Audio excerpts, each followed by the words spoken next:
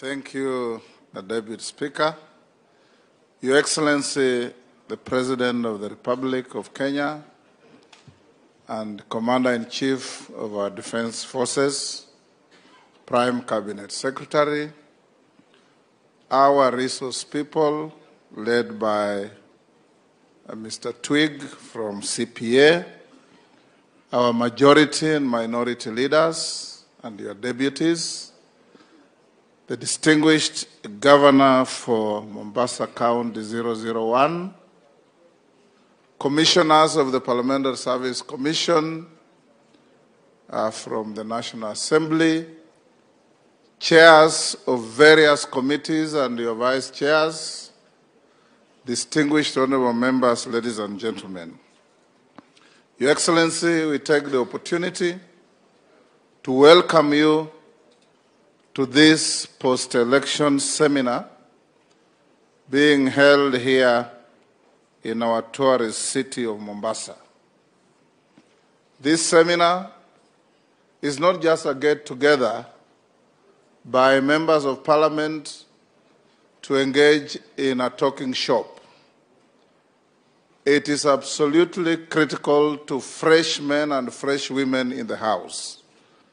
Parliamentarians who have come for the first time will have tremendous opportunities to learn on how to discharge their triple mandate of representation, legislation, and oversight. For the old-timers, this may look rhetorical, but for the new members, it is novel. And we come here, Your Excellency, to reaffirm our commitment to our republic, to our democracy, to our constitutionalism, and above all, duty as Parliament to understand and appreciate at all times that the centrality of our 2010 Constitution are the people of Kenya. And it's the people of Kenya that we all, including yourself, Your Excellency, have taken oath of office to serve. As Parliament, we will play our role. We will pass laws that are pro-people, laws that will enhance the change that we desire and require in the country. As a Parliament, we will help you to ensure that the resources that the people of Kenya place in the hands of the government through taxes are put to good use.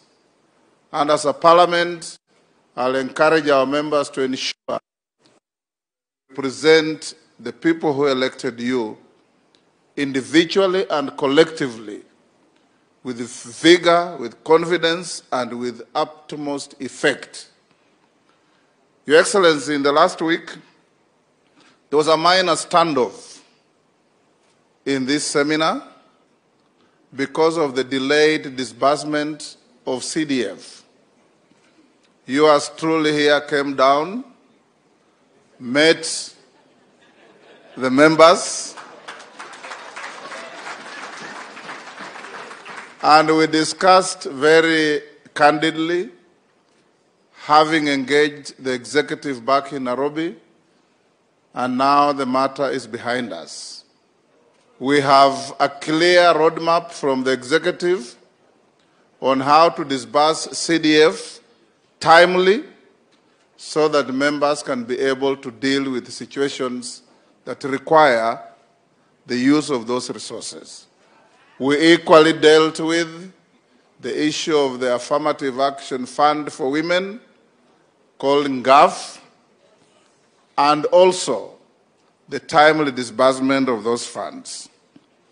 The executive has done its bit last week, but much more will be done, I have no doubt, in ensuring that CDF and GAF are readily available to help the populace. What I want to assure you, honorable members, and this I speak with authority, because we have consulted widely and deeply, is that CDF is here to stay.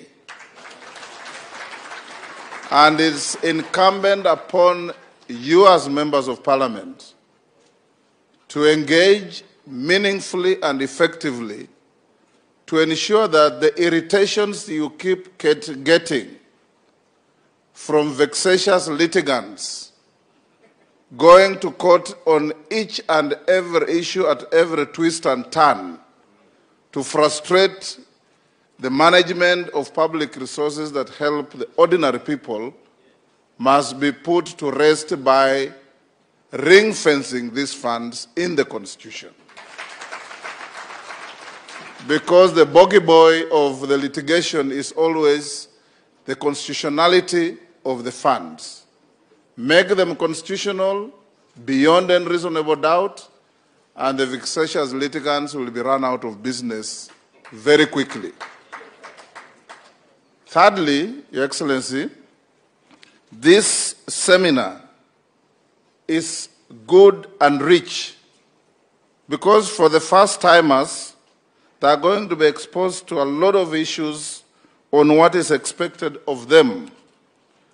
They have to learn on how to deal with budgets. They have to learn on the limits and extent of their privileges. They have to learn on how to be effective representatives. They have to learn on how to be effective oversights of the executive.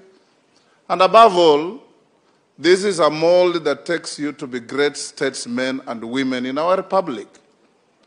And as I told you last week, noblesse oblige.